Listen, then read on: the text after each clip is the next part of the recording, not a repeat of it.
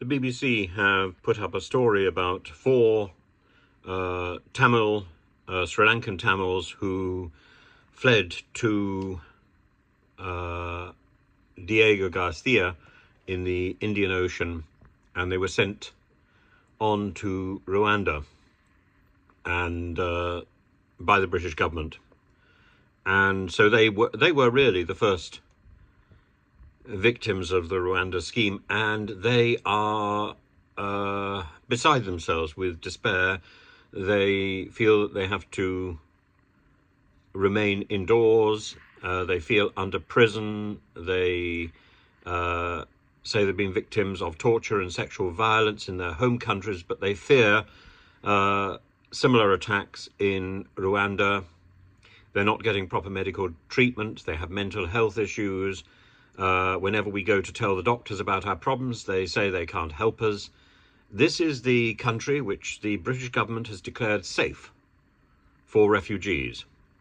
And yet we also know other stories about the Rwandan forces killing refugees, and nothing is said about that. The Rwandan officials have said that they're treating these four refugees to the best of our ability. It's not good enough, is it? If this doesn't spear absolutely the Conservative claims that Rwanda is an appropriate approach to outsourcing our responsibilities, I can't think what will.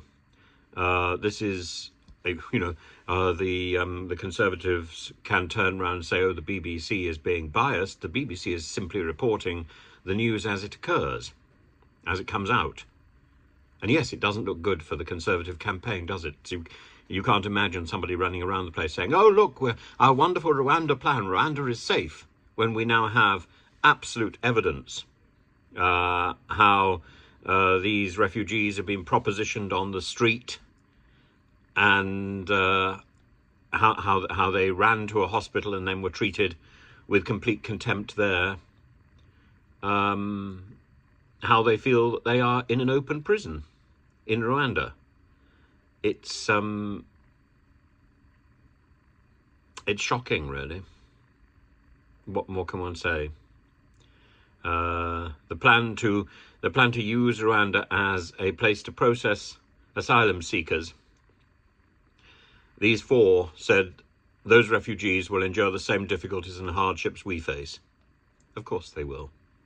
Of course they will. These people know what it's like.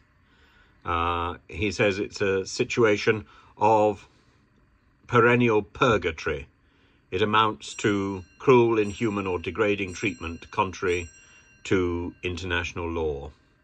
That's the statement by one of their lawyers. And this is what Suella Braverman, Priti Patel, James Cleverly have proposed as the legal and just, honourable solution.